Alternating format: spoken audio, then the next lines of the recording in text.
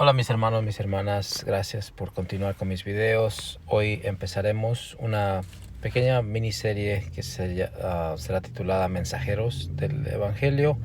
Empezaremos con los mensajeros del Antiguo Testamento y la idea detrás de esta miniserie es que quiénes eran los personajes que hablaron acerca del Evangelio en el Antiguo Testamento y quiénes fueron los personajes que también fueron heraldos de este mismo evangelio en el Nuevo Testamento.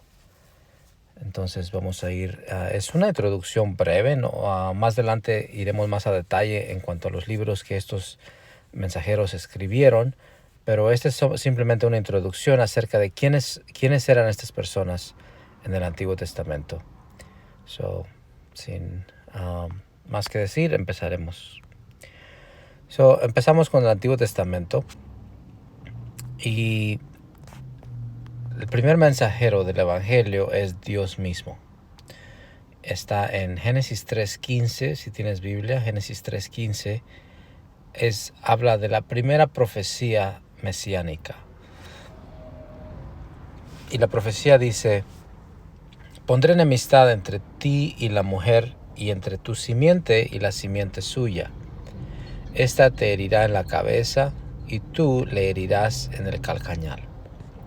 El que está hablando aquí es Dios mismo. Se está refiriendo está hablando con la serpiente, que viene siendo Satanás mismo, y le está profetizando que la simiente de la mujer o el hijo de la mujer le aplastaría la cabeza o le heriría la cabeza. Obviamente la cabeza simboliza el poder y la autoridad, y dice: y tú le herirás en el carcañal. Habla de que el proceso iba a ser un proceso doloroso para el hijo de la mujer. Eso está en Génesis 3:15. La siguiente parte es Dios mismo también, siendo el mensajero, pero ahora está hablando con Abraham, que viene siendo algunas generaciones después de Adán y Eva. Y Dios le dice a Abraham: en tu simiente serán benditas todas las naciones de la tierra, por cuanto obedeciste a mi voz. Aquí Dios le está profetizando a Abraham que el Mesías vendría de su descendencia. Y dice: en tu simiente serán benditas todas las naciones de la tierra. La primera profecía fue a la mujer entre Adán y Eva y la serpiente. Ahora se refiere a una familia específica que sería la familia de Abraham. Después, más adelante, Dios escoge a otra familia, que es la familia de David. Y le dice en 2 Samuel 7:8: ahora pues, dirás así a mi siervo David: así ha dicho Jehová de los ejércitos: yo te tomé del redil de detrás de las ovejas, para que fueses príncipe sobre mi pueblo, sobre Israel. Y he estado contigo en todo cuanto has andado, y delante de ti he destruido a todos tus enemigos, y te he dado nombre grande, como los nombres de los grandes que hay en la tierra. Aquí es donde viene la profecía. Dice: y cuando tus días sean cumplidos y duermas con tus padres, yo levantaré después de ti a uno de tu linaje, el cual procederá de tus entrañas, y afirmaré su reino. Ahora, ¿cómo sabemos que no se está refiriendo a Salomón? Porque Salomón estaba ahí. Entonces aquí le dice: yo levantaré después de ti. O sea, cuando tú mueras, cuando tú ya hayas pasado, yo levantaré uno de tu linaje. Y más adelante te va a decir también por qué se está refiriendo al Mesías. Dice: él edificará casa a mi nombre, y yo firmaré para siempre el trono de su reino. La palabra clave aquí es para siempre. En otras palabras, por la eternidad. El único que reinaría por la eternidad es el Mesías. Entonces, aquí estamos viendo que la profecía ahora se está seleccionando a David. Dice, yo le seré a él padre, ¿ok? Y él me será a mí hijo. Y si él hiciere mal, yo le castigaré con vara de hombres y con azotes de hijos de hombres. Aquí miramos una vez más que Dios está refiriendo al Mesías que vendría del linaje de David. Dice, pero mi misericordia no se apartará de él como la parte de Saúl, el cual quité de delante de ti. Y será afirmada tu casa y tu reino para siempre delante de tu rostro. Y tu trono será estable, otra vez la palabra, eternamente. El único trono que estará establecido eternamente es es el trono de Dios. Entonces, obviamente se está refiriendo al Mesías, no se está refiriendo a Salomón. Ok. Otro de los mensajeros es el patriarca Abraham. Abraham es el padre del pueblo israelita. Él es el primero que Dios llamó y hizo un pacto con él. Y de ahí es donde viene el pueblo que conocemos hoy como Israel. ¿En qué manera Abraham profetizó la venida del Mesías? En Génesis 22:13 dice, entonces alzó Abraham sus ojos y miró, y aquí a sus espaldas un carnero trabado en un zarzal por sus cuernos. Y fue Abraham y tomó el carnero y lo ofreció en holocausto en lugar de su hijo. El contexto de lo que está pasando aquí es Dios le habla a Abraham, le dice, quiero que vayas a un lugar y que sacrifiques allí a tu hijo. No le dijo dónde ni qué tan lejos iba a estar. Y por casualidad, aunque no hay casualidad, ya sabemos que con Dios, el camino a ese lugar eran 3 días. Que por 3 días Abraham contempló que su hijo estaba muerto, al igual que Dios por 3 días experimentó a su hijo muerto. Y dice, y lo sacrificarás en el lugar donde yo te muestre, que es exactamente el mismo lugar donde Jesús moriría 2000 años después. Ok, dice, y llamó Abraham el nombre de aquel lugar, Jehová proveerá. Por tanto se dice hoy, en el monte de Jehová será provisto. Otra vez, lo que es remarcable es el monte que Dios escogió para decirle a Abraham que sacrificara a su hijo. Es el monte de Moriah, que viene siendo la misma montaña donde sacrificarían a Jesús 2000 años después. Y lo interesante es lo que Abraham le dice. Y esto era una respuesta a la pregunta de Isaac, cuando le dice, Padre, tenemos la leña y tenemos el fuego, pero ¿dónde está el cordero para el holocausto? Entonces Abraham le dice, no te preocupes, hijo mío, Dios proveerá el cordero para el holocausto. Y incluso le llamó a ese lugar, porque después de que Dios proveyó el cordero y lo sacrificó en vez de Isaac, Dios llamó a ese lugar Jehová proveerá. Entonces ese lugar se llamó Jehová proveerá por mucho tiempo, hasta que lo pusieron el monte de la calavera, y después es conocido porque ahí fue donde sacrificaron a nuestro Señor Jesús. Entonces, en realidad, la profecía de Abraham se cumplió en que Jehová proveyó un cordero, pero no solamente para los pecados de Israel, sino para los pecados de todo el mundo entero. Amén. Gloria a Dios. Ok, el siguiente mensajero es nada más y nada menos que el patriarca Jacob. Jacob era un nieto de Abraham y por tanto llevaba el linaje de Abraham. Jacob tuvo 12 hijos varones, pero uno de esos hijos era Judá. Recibió una bendición bien interesante.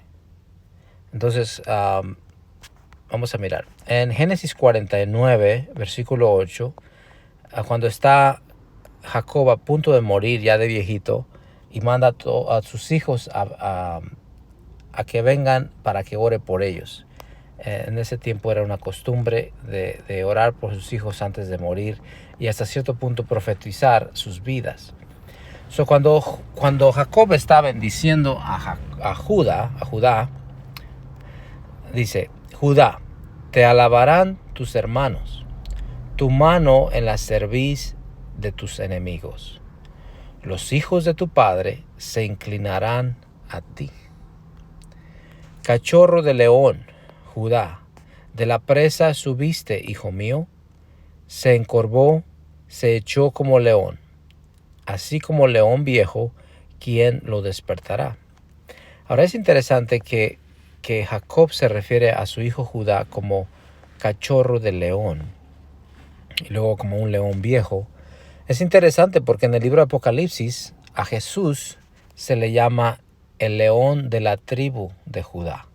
Cuando a Juan se le permite ver el trono de Dios y el que estaba sentado, y dice que tenía un rollo del libro, y dice que nadie era digno de abrir el sello ni de verlo.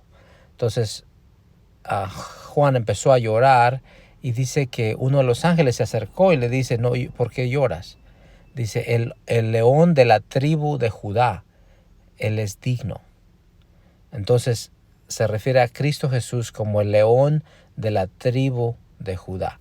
Y esa es una cita directamente sacada de Génesis 49:9. Dice, continúa Jacob, dice: no será quitado el cetro es lo que usan los reyes, de Judá, ni el legislador de entre sus pies, hasta que venga Silo. Silo es uno de los nombres del Mesías. Y a él se congregarán los pueblos. Lo interesante es de que los reinados en Israel, en Judá, continuaron hasta que vendría Cristo. Ahorita ya no existen los reyes en Israel ni en Judá. Ya no hay reyes. Ahora ya es un gobierno democrático. Pero la promesa se cumplió hasta que Siloé venga, y es cuando Jesús vino y vino a cambiar los términos. Incluso el templo fue destruido, etcétera, etcétera. El siguiente mensajero que tenemos aquí es el rey David. Dice en Salmos 2:1, el rey David hablando nos dice: ¿por qué se amotinan las gentes y los pueblos piensan cosas vanas? Se levantarán los reyes de la tierra, y príncipes consultarán unidos contra Jehová y contra su ungido, diciendo: rompamos sus ligaduras y echemos de nosotros sus cuerdas. El que mora en los cielos se reirá, el Señor se burlará de ellos. Luego hablará a ellos en su furor y los turbará con su ira. Pero yo he puesto mi rey sobre Sión, mi santo monte. Yo publicaré el decreto. Jehová me ha dicho: mi hijo eres tú, yo te engendré hoy. Ahora, esto es cuando se empieza ya a poner de una manera que no es simplemente un salmo de expresión, sino que también hay algo profético en esto. Porque precisamente como dice, Jehová me ha dicho: mi hijo eres tú, yo te engendré hoy. Las profecías bíblicas es bien interesante porque son entretejidas entre los textos. E incluso muchos de los profetas no sabían ni lo que estaban diciendo. En el caso de Daniel, dice que él en una ocasión le dice: Señor, muéstrame qué significa esto. Y Dios le dice a Daniel: Daniel, no te preocupes. No es para ti entender el significado de esta visión. Muchos de los profetas ni siquiera se daban cuenta de lo que estaban escribiendo porque no entendían el misterio. Aquí lo que está diciendo David, dice: mi hijo eres tú, yo te engendré hoy. ¿A qué se está refiriendo? Obviamente se está refiriendo a la encarnación de Cristo Jesús. Dice: pídeme y te daré por herencia las naciones, y como posesión tuya los confines de la tierra. Gloria a Dios. Los quebrarás con vara de hierro, como vasijas de alfarero los desmenuzarás. Habla acerca del reinado del Mesías durante los 1000 años cuando Él regrese. Dice Salmo 2:12. Honrad al Hijo para que no se enoje y perezcáis en el camino, pues se inflama de pronto su ira. Bienaventurados los que en Él confían. Ahora este salmo está bien interesante porque incluso los judíos no estaba claro acerca de que Dios tuviera un hijo. A muchos judíos de hoy piensan que esto es una blasfemia. ¿Cómo que Dios puede tener un hijo? Pero sin embargo, David revela aquí. Dice, honrad al Hijo para que no se enoje y perezcáis en el camino. Obviamente es una profecía directa acerca de Cristo. Y lo que me llama la atención también lo final, donde dice, bienaventurados los que en Él confían. Y quiero darte gracias por seguirme con los videos. Y espero que sean de edificación para ti. Mi deseo es que tú conozcas a Cristo, que tú conozcas al Evangelio de salvación y que seas salvo. Y fíjate que lo que está diciendo aquí dice, bienaventurados todos los que en Él confían. Esa es mi oración y mi petición contigo, que pongas tu confianza en Él, que no pongas tu confianza en ti, o en el sacerdote, o en el santo fulano, o en tus propias obras, sino que pongas tu confianza en Cristo Jesús. Porque de acuerdo a la Escritura aquí dice, vas a ser bienaventurado. Y la palabra bienaventurado simplemente significa feliz. Felices todos los que en Cristo confían. Ahora, en Salmo 22:1, David mismo hablando, dice, Dios mío, ¿por qué me has desamparado? Estas palabras son las mismas palabras que Jesús repitió desde la cruz. No sé si has visto la película o has leído, pero dice, Dios mío, ¿por qué me has desamparado? Dice, Elohim, lama sabachthani. Creo que así es como es. Y eso es lo que significa traducido. Dice, pero sigue lo demás. Dice, ¿por qué estás tan lejos de mi salvación y de las palabras de mi clamor? Hay muchos eruditos que piensan que Jesús repitió todo el Salmo 22 desde la cruz. Es posible. Pero también es posible que repitió solamente esta palabra para que los discípulos buscaran de dónde se estaba refiriendo. No lo sabemos.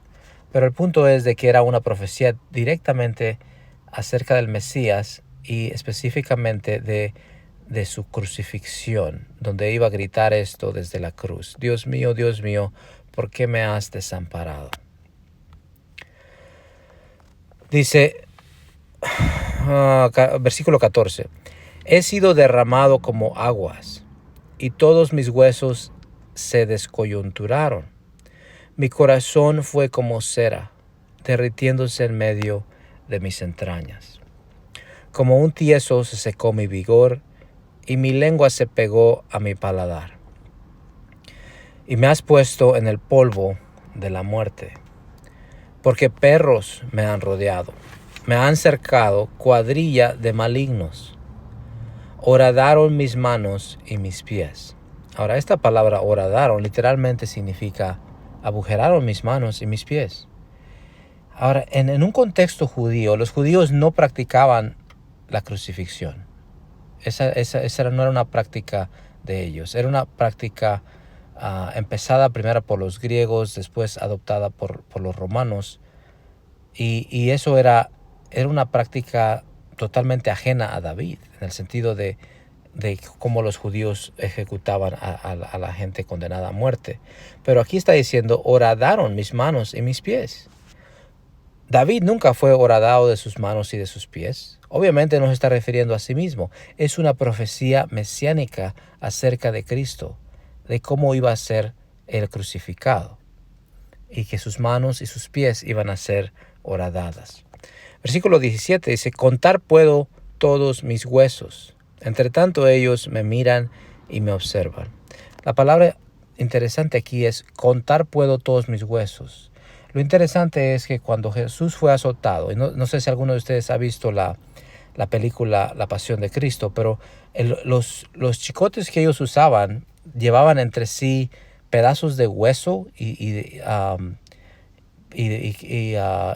piedras filosas que arrancaban la carne y exponían la víctima. Incluso podías ver sus huesos, literalmente, porque esa arrastraba la carne de las víctimas. Y cuando dice contar puedo todos mis huesos, literalmente se está refiriendo a que sus huesos fueron expuestos en la masacre de su muerte. Y luego el 18 dice, repartieron entre sí mis vestidos y sobre mi ropa echaron suertes. Repartieron entre sí mis vestidos y sobre mi ropa echaron suertes. Hermanos, este es el Espíritu de Cristo hablando por medio del profeta o el rey David.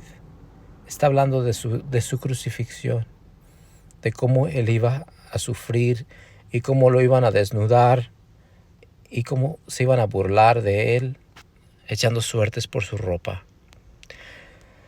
En el Salmo 16:8 dice David, a Jehová he puesto siempre delante de mí, porque está a mi diestra, no seré conmovido. Se alegró por tanto mi corazón y se gozó mi alma. Mi carne también reposará confiadamente. Aquí viene la profecía. Porque no dejarás mi alma en el Seol. El Seol es el lugar de los muertos, donde estaban los muertos. Dice, ni permitirás que tu santo vea corrupción. Ahora tú dices, nada, se está refiriendo a él mismo como el santo. Pero no, porque el cuerpo de David miró la corrupción. Y lo que está refiriendo es de que su cuerpo se corrompe. Cuando entierras a un ser humano, incluso en los países como México o otros países, se entierran a las personas antes del tercer día. ¿Por qué? Porque al tercer día el cuerpo empieza la descomposición o la corrupción. Y lo que está diciendo David es de que no vas a permitir que tu santo vea la corrupción, que su cuerpo no se descomponga. Y obviamente esto no aplica a David porque su cuerpo sí se descompuso. Y de acuerdo a Pedro, estaba la tumba de David hasta el tiempo de Jesús. Entonces se está refiriendo al Mesías. Se está refiriendo al Mesías. Versículo 11 dice, me mostrarás la senda de la vida. En tu presencia hay plenitud de gozo. Delicias a tu diestra para siempre. Delicias a tu diestra para siempre. Jesús está sentado a la diestra de Dios. Gloria a Dios, mis hermanos. Espero que haya sido de bendición y vamos a continuar con esta miniserie más adelante. Dios me lo bendiga.